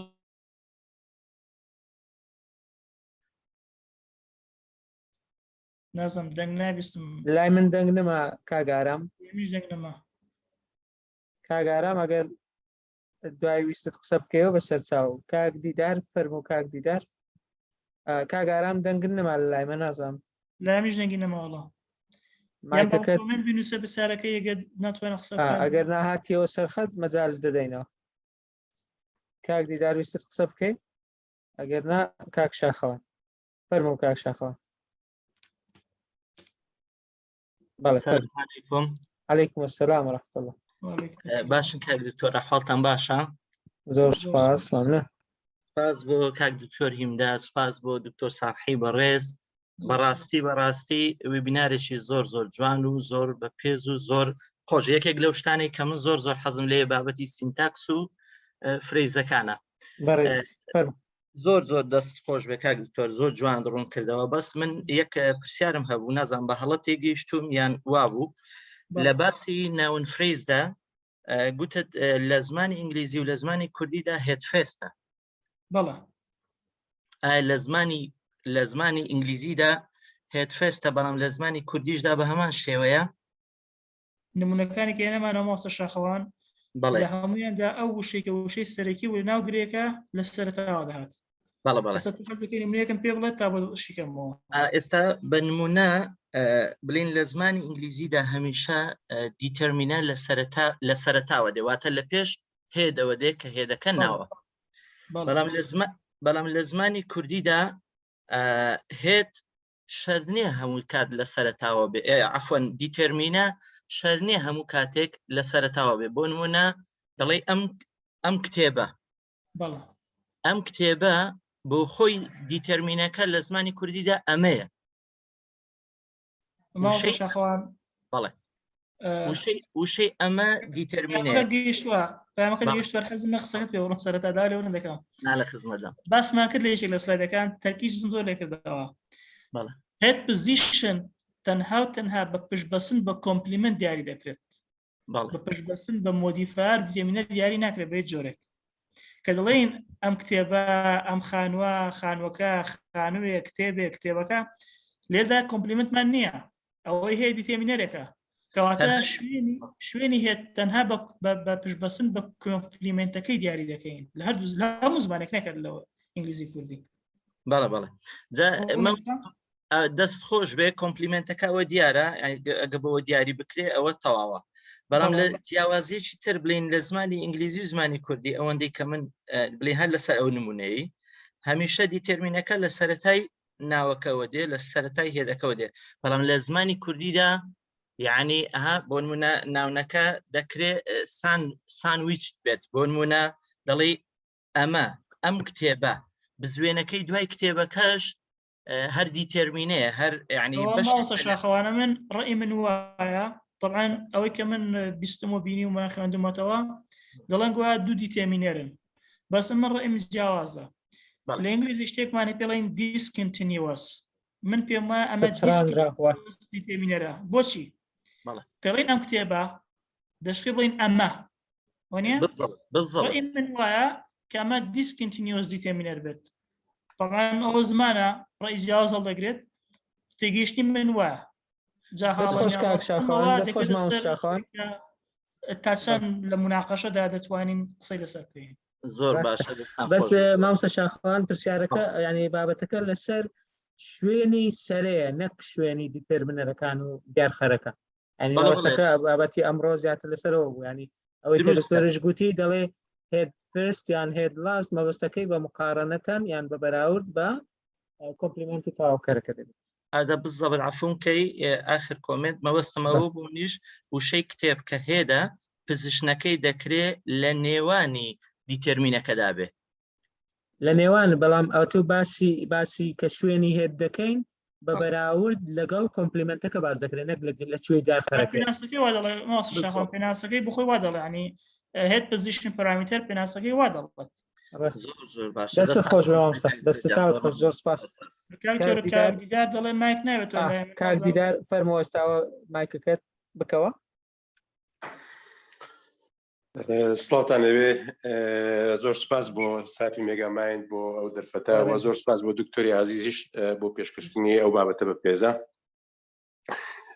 بەسەراحەت من بەس هەرچەند تاخیراتمەنە و بڵێن ئەو بابەتی ئەو ڕۆوەی بنارە بەس ئەو پرسیارە لای من دروست بوو ئەوەیە ئایا ئەمە باسی لەوە کرد یانی وەکو فراوانکردنی ڕستە هێدەکان دەردەکەون ینی بە ئاسانی بەڵام لە ئیکۆنۆمی کاتێک کە لە زمان بڵێن کورد بڕی دەکرێت ئایا هێد بزر نابی ناتوانرێت هێد بزر بکرێت لە ڕستە پرسیاری من ئەوەیە. دەستت خۆش مامۆستا دیدار. مامۆستا دیداری بەڕێز هێد لە ناو ڕستدا نییە هێد لە ناو فرێزدا واتە کات باسی هێد دەکەین بەسمان پێ لە بوونی هێدە لە ناو فرێزێکدا ڕستە هێدی نییە ماوەسای بەڕێز مەبەستمەوەیە خۆ فرێز لە ناو ڕستەدایە مەبەستی منەوەی خۆت ڕاستە ڕستە لە سەبجێکت و پریدیکیت پێکدە ینی هەم سەبجێکت فرێز لە خۆ دەگرێ و هەم پریدیکیتیش فرێزی خۆی لە خۆ دەگرێ وانە لە ژێنەرەتیڤ دەڵێن NPVP بۆ لە قسەکەی جەنابتە لە پرۆچی جیازمانەیە لە پرۆچی ژێنەرەتیڤ دەڵێن MPVP لە جای سەبجێکت و پریدیکیت. جامەبەستم لە هەر یەکیان چکە دوو بەسەراحەت یعنی کە هەر ڕستەیەک دەگوترێ ئەو دوو بەشە لە خۆ دەگرێت و ڕستە دەربارەی شتێکە جا کردە بێ ئەوە سف بێ و لە هەر یەکێکیان بڵێن وەکو دوو بەش کاتێک دەبێتە دوو بەش لە هەر بەشێکیان هێدێک هەیە خۆ ئایا بە پرسیاری منەوەی ئایا لە ئیکۆنۆمی هێد لە نێو فرێز دا نابدرێت توانای لابردنی هێد نییە؟ دکتۆر ساڵح پرسیارەکەی گەیشت؟ ئەزام لێتە چی دەنگ نەمابی ئەگەر کارەبا بڕابی ئەوەی کاکدیدار باز دەکە معقولە پرسیارەکەی باسیەوە دەکە هەندێک جارە تۆ مەجبوری لە فرێزەکان یان کورد بڕی دەکەی یان ئلیپسیس هەیە وەکو سوان هەیە یان وەکو ئەوەی کە ناتەوێت شتەکان هەموو دووبارە بکەوە پرسیارەکە ئەوەیە ئاخۆ دەکرێت هێد بزر بکرێ خۆی حەزف ناکرێ بەس بزر دەکرێت یان دەرناکەوی لە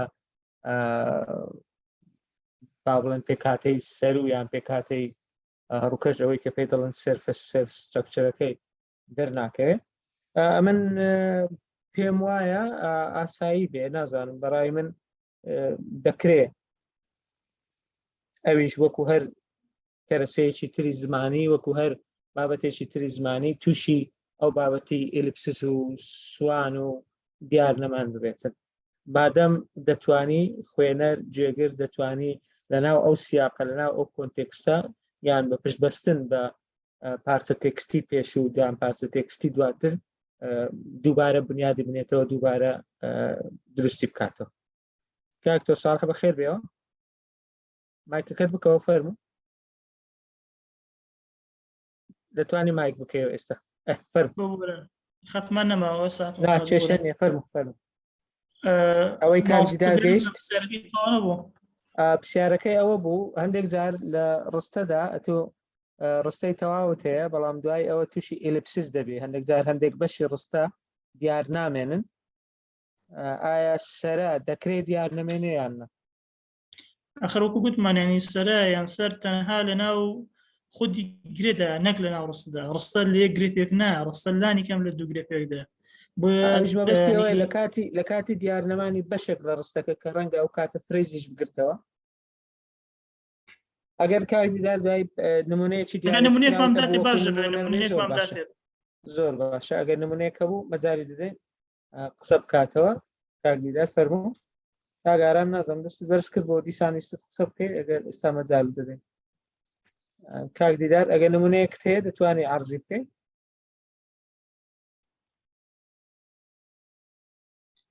خۆی ئارام؟ ئلیپسیس هەر یەک تەفاصیل بدەین دەربارەی ئلیپسیس کاکتۆر بەڵێ بەڵێ ئلیپسیس قەت نابێ ڕستەیەک نییە بەتەنیا ئیلا دەبێت ڕستەیەکی تری لەگەڵدا بێت لەگەڵ دابێت کە دەتوانێت لەگەڵ دانێت دووبارە نابێت. کۆنسترکتیو بکەیەوە بەڵێ ئارام ماوەسا ئارام بەتەنها فەرموو سڵاتان لێبوو بورن وڵی کارەبامان ڕاوزەم لەگەڵ دکتۆر هاودەر ئەمە شەروا مۆلیدەتان یەکە مۆلیدەیان کاربەڕی ناوەڵایەک نییە بەس دیارە هەر شەرمان جیاوازنەوەڵە باشە فەرموو دکتۆر ژیان بگورێتم مرۆڤ بێسەر ناژێوەکو نمونونەکەی خۆت بەس ناشتوانین بڵین جگەلەوەی کە جەنابەت فرمووت بە سەرەکەەوە ئێمە دەیناسینەوە مرۆڤیان فرەیزەکەس بەش ناتوانین بڵین وەکو چۆن هیچ فرەیزێک بەبێ هێت نابێ یعنی بیش و بهێنین بە ئەوەش کە مرۆڤیان هیچ گیاندارێکتر بەبێ سەر ناژی ینی بوونی نییە ئەو شتە دەتوانێت مرۆڤ هەردووک دەسەر و قاتی نەبێ بەس ناتوانێت سەری نەبێ بنمونە لە یەکێک لە بابەتەکاندا توت پێکهاتەکانی تری فرەیزەکە کار ناکەنە سەر فرەیزەکە ئەگەر لام بین بۆ نمونە کۆمپلیمنت یان پریمۆدیفاە بۆ نمونە بەس هێدەکە هەر دەبێ هەبێ بەبێ هێدەکەنە بەڵام هەندێک بەشی تری فرەیزەکەش بە هەمان شێوە پێتوانیە مەست بێ ینی پێویستە هەبێ لە فرەیزەکەدا بۆ نمونە دیتەمینە لە بەتابەتی لە ئینگلیزیدا لە کوردیدا لەوانەیە زۆر پێویست نەبێ بەس لە ئینگلیزیدا یان ذا لە ناون فرەیزدا بەتابەتی پێویست نییە ینی ئەوە حتمین یە نابێ هەر هەبێت یان با بڵین بەبێ بوونی ئەو دیتەمینەیە فرەیزەکە چی بەسەر دێ ڕاستە ماناکەی دەست نادا ڕەبیە دەتوانین دیتەمینەت لابین چۆن نمونەمانەیە دەڵێن چی the boys for example ینی نمونەیەەکە the boys behave in such a way دەتوانین ڤیەکە لابین بڵین boys behave in such a way تەنها لە چێ دەگۆڕێمانەکەی لە جنریستیدا لە ڕێفرەنسەکەی دەگۆڕێت لەوێندا سپسیفیک ڕێفرەنسە لەوێندا جنریک ڕێفرەنسە تەنها لەوەدا بەڵام بۆیزەکە لابین نابێت دەستەکان خۆش کاتە بەبێ دیتەمینە دەبێت ینی فرەیز ناون فرەیز بەتاکید سلامت لێخۆ هەنێ جنریک ڕێفرەنسمان هەیە زیرۆ دیتەمینەر بەکار زیرۆ دیتەمینەر ڕاین چی دیتەمینەری هەر نییە